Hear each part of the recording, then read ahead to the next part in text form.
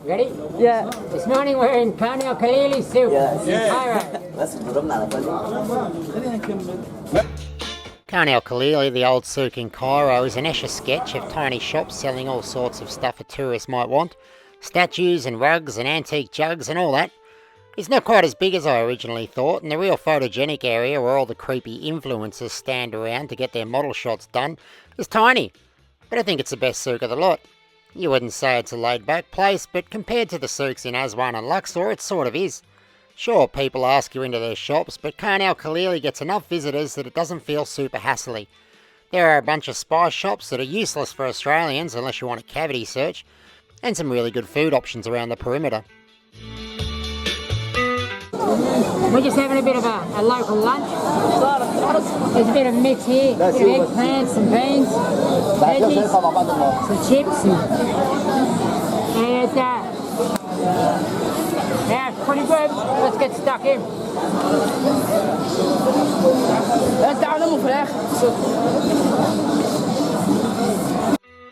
Now, shopping in Egypt can be a pain. To be honest, we spent 3 weeks in Egypt with a one-day stopover in China and ended up buying more stuff in China because, and I'm making a sweeping generalisation here, but because Egyptian sellers are sort of psychotic. It's pretty draining saying no thanks thousands of times in a day. Khan El Khalili, however, especially in the mornings, is pretty relaxing, and you can get some great bargains. So my recommendation, either end your trip at Khan El Khalili or bite the bullet and drag the stuff around.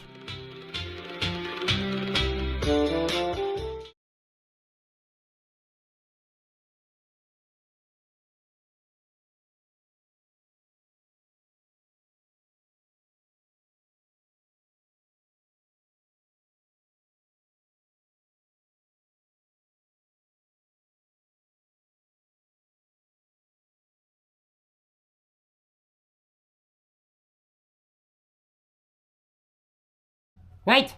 Don't click on anything. There's more.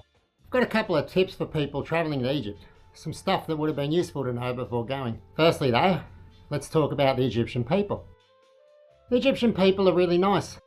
They're friendly and generally really kind, but it's not the richest country in the world, and a lot of people are a bit desperate. As mentioned before, this translates into being a bit hassly in the tourist areas. It can get to you. You might start to get a bit hot under collar, but try to remember that these people are just trying to make a living. So don't be mean. What level of hassle am I talking about? Well, a lot of places are on par with somewhere like Bali.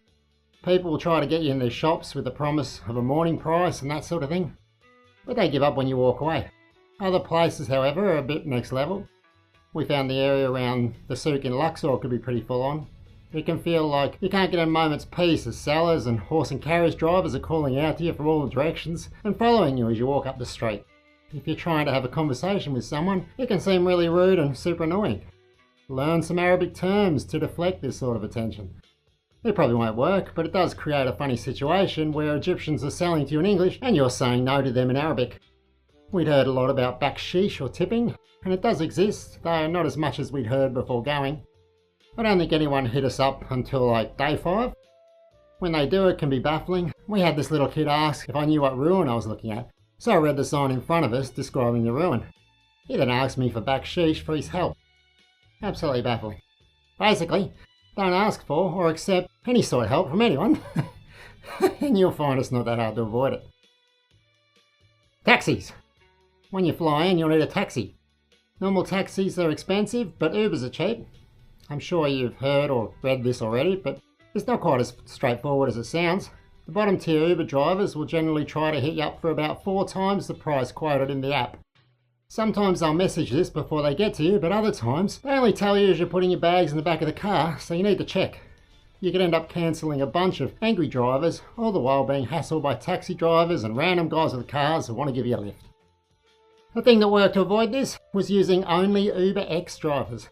UberX drivers always stuck to the fare quoted in the app in our experience, so we came to rely on it exclusively in Cairo. Can it be creepy? I was travelling with my wife and she said men were very careful not to even bump into her. This may be because we're together, but we didn't notice any groping or stuff like that. I can't say what it's like for a woman travelling alone, but as a couple it seemed okay. Also, dressing appropriately goes a long way. My wife wore long dresses or trousers. I know, trousers is a weird word, but the Brits think pants are underwear, so we're going with trousers, alright? Anyway, she always had her arms covered with a scarf or shirt. I always wore long trousers and a shirt as well. We saw some tourists, men wearing singlets and shorts and women wearing small tops and skirts, showing a lot of skin, and then complaining about being hassled by the locals. You can even watch them complaining on various YouTube videos if you like, but these people are morons, and everyone knows not to dress like you're sitting by the pool on the set of Love Island in a Muslim country, so I have zero sympathy for any of them. Airports. Something that we found strange and a bit stressful was that in this part of the world you have to line up and go through security scanning to get to your check-in counter. So getting to your check-in counter can take around 40 minutes from the moment you walk into the airport building. I haven't seen this anywhere else in the world, and it meant that we were almost late for one of our flights. Getting to the airport 45 minutes before our check-in shut, which is usually fine, was cutting it very close. This is for both international and domestic. Join the Facebook group Egypt Travel Tips and Advice. It can be super helpful for sorting out private drivers and tours. Your hotel will be able to help with this sort of thing, but you'll likely pay a higher price. Egyptian drivers and tour operators monitor this Facebook page, and if you post what you're after, you can then sit back and watch the offers come in. We booked all our drivers like this, and it worked out pretty cheap. Check that your driver has all the permits and licenses that they legally have to take tourists, otherwise you might get turned around at a police checkpoint on the way to your destination. It also gives you a measure of safety, as they have to send the police a copy of your passport to get the permits to drive you. Everything is cheaper in country, if you can wait, but it can be a bit annoying weeding out the scammers. One scam we'd heard about, and which we personally came across, was to do with the cruise boats.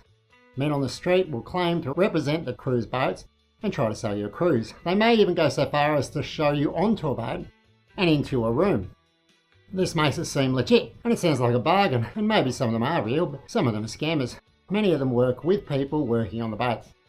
We told one particular scammer that we needed some sort of ticket before we handed over the cash, and that we should go to the boat to do the transaction. Literally a 2-minute walk away. He started yelling and screaming and saying we were stupid and idiots, and yeah, it was nuts.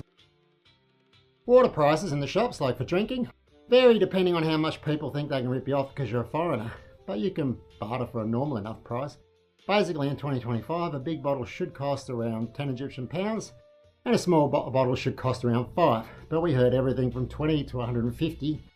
We generally settled for around 20 for a big bottle, because it's still super cheap, it's like 60 cents Australian. But look, we had to walk out of some shops that refused to give us a reasonable price. It was almost like ripping us off was more important than making a sale. Very weird. Paying Egyptian pounds. People will ask if you want to pay in US dollars because Americans don't like to exchange money apparently. But if you're paying US dollars, you will pay more. You can't swim in the Nile. You want to because you'll be travelling through the heart of the sun, but if you do, you'll be colonised by a parasite that gets in through your skin and does its best to ruin your life. You can start with a nasty itching and visually obvious rash, followed by flu-like symptoms, fever, chills, coughs, muscle aches, and then it can progress to chronic stuff like abdominal pain, bloody poo and urine, a large liver and or spleen, bladder problems, and even organ damage, cancer, and neurological issues. That's your brain and nervous system, people. That controls everything. And look, besides the parasite, the Nile is super polluted with sewage and effluent, so screw that. Instead, book at least one accommodation with a pool. There are cheap budget accommodation options with pools. Do it, you'll thank me. Hire bicycles. We hired bicycles in Luxor, and as we were staying on the west bank of the Nile, it was an easy ride out to the Valley of the Kings. The day we hired bikes was one of the best days of the trip, and it was really safe. This next one isn't so much a tip as a weird bit of trivia, but you'll notice a lot of people driving at night without their lights on in Egypt. This is normal. Whenever I asked why, I was told it would be rude to the oncoming cars to have the headlights on. I asked about pedestrians, but that was just met with confused stares as if I had just said something preposterous. We saw pedestrians at night crossing the roads. We were those pedestrians. So it's not an alien concept. They just don't seem to connect the two things. Anyway, that'll do for now. If I think of anything else, I'll tag it on the end of a upcoming Egyptian video. That'll do it. See ya!